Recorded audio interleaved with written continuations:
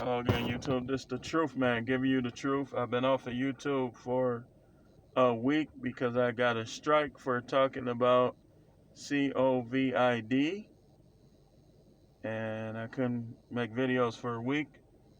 If you want to hear my thoughts from now on about that, you have to go to BitChute, Prophet Howard, or Truthman247. But I want to talk to you about a couple scriptures that I believe that women and men try to use to police people's thoughts and sexual desires. Y'all know what I taught about this particular topic. Hopefully, my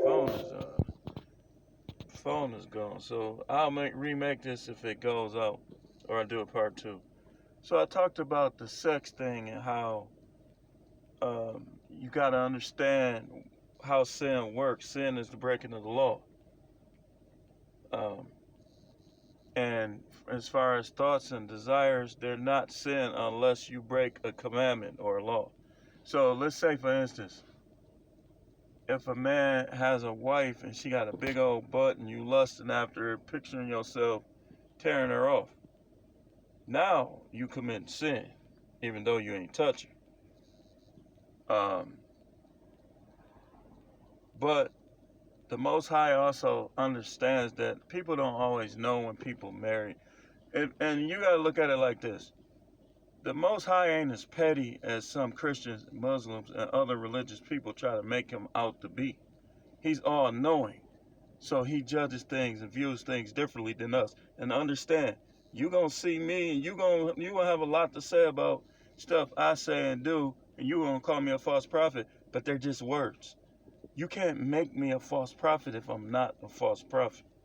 With your thoughts, your beliefs, what you think, what you've been taught. I'm not even entertaining that stuff no more. But I want to go to some very familiar scriptures that women often use to police men's penis and to control people. You know, anytime you're dealing in control, you're dealing with a satanic spirit. You'll see in this Church of the Most High, in my church, it's all about freedom within the Most High and righteousness according to his laws and his commands. And some things, like as far as dietary laws, I go by Noah. Noah got the law first. And I also go by what's written in Acts when he basically was teaching Peter to keep the Noahic laws when he told him to slay and eat. And Peter was trying to be self-righteous, talking about unclean foods and stuff. Read it for yourself. But anyway, let's get started. I'm going to read the King James and I'm going to read the New American Standard. It says in Matthew 5:28, "But I say unto you, that whosoever looketh unto a woman to lust after her, hath already committed adultery with her in his heart." This is one of the most misunderstood scriptures that there is in the Bible. You cannot commit adultery with a woman that's not married. You cannot commit adultery with a woman that's not married. So clearly he was talking about men looking upon other men's wives, if you will. Because he's the Messiah. He's all-knowing. Nobody was taught the word like he was. So the devil tries to use this scripture to police men, if you will, and to make them feel good guilt. Remember, the devil accused the brother all day. All day. In the New American Standard Bible, it says it like this: "But I say unto you that everyone who looks at a woman with lust for her has already committed adultery with her in his heart." First of all, you already know that this is a figure of speech, because to commit adultery, you have to have sex with someone. You can't commit adultery just by liking them. So, okay, now we read that. I want to go to another scripture, if you will. Another scripture they like to use. And somebody tried to use this on me, but he had it out of context. Okay, watch this.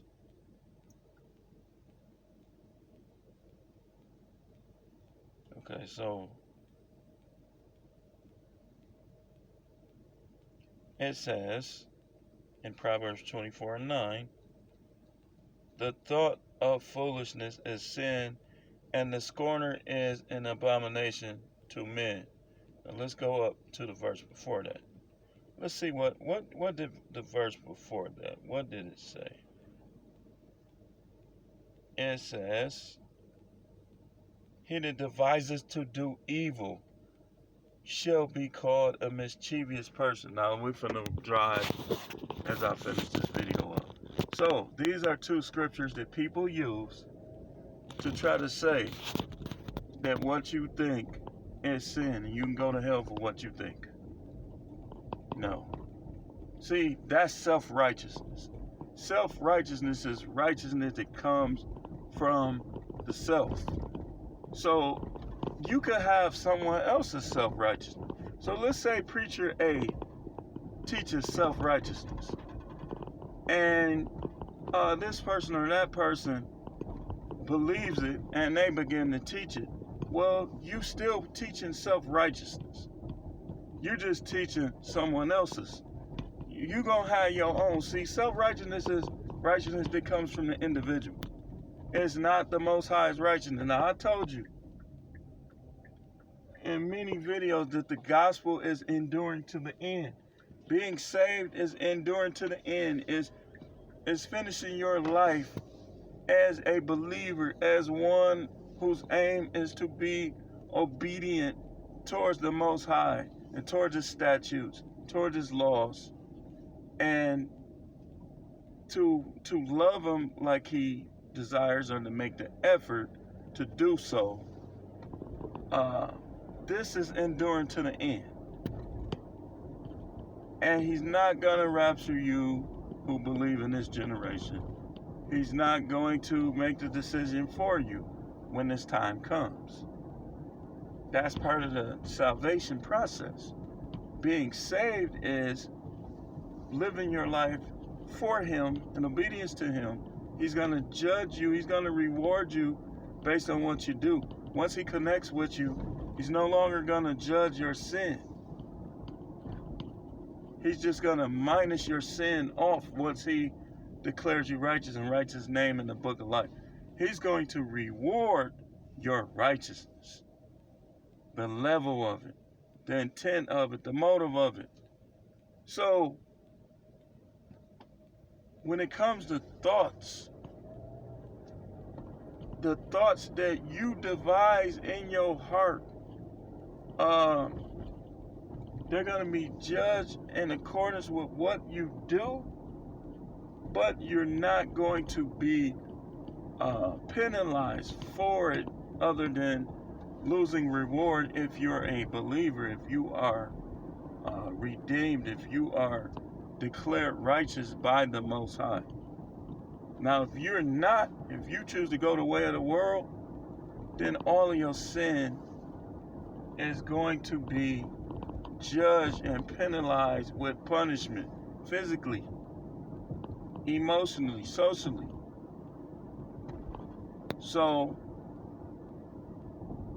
He's not saying if you, okay, let's say you see a woman that's married, right? But you don't know she's married, and she's attractive.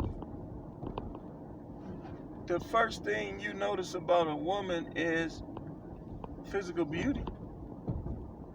Or you ain't gonna, if you don't know her, you're not gonna be like, oh, she's smart, I like her. You have to at least even know her a little bit to even make that assessment. Oh, she's smart, I like her. You're gonna notice that her chest, her thighs, how pretty her feet is, pretty her face is. Those are the things you're gonna notice first. And the Most High is not, I will put myself on the line as a prophet. The Most High is not going to condemn you to hell for being attracted to women. Now, Be careful with that other stuff. We're going to just call it the other stuff. But a man who's attracted to women, he's not going to penalize you as long as you don't like rape them or physically abuse them or all that weird stuff. You don't covet out there another man's wife talking about the Lord told me you going to be my wife and she married to somebody else. Now you sin. But a person is merely looking at someone lustfully. Lust just means desire. It means burning emotions. You can't commit adultery in your heart with someone who's not married. You say, well, you say sex is marriage, marriage is sex. I do say that. But again, we're dealing with an all-knowing God who knows what your ignorance level is as well. Like he knows what you know and what you don't know. Right? Just like the whole thing of the thought of foolishness is sin. You can curve that. You can get rid of that just by keeping and see, this goes back to what I was teaching about sex. That's the reason why you don't watch porn.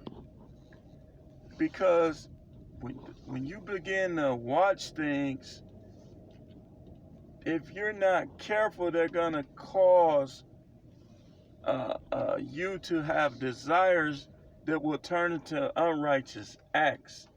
That's why if you choose not to watch horror movies, not to play shooter games, that's the reason why you do it. Again, there's freedom in the Most High. So anything, anywhere where you want to do something but you don't out of fear and your self-righteousness that you're going to go to hell or what other people going to think of you, you don't go to the casino not because you don't want to.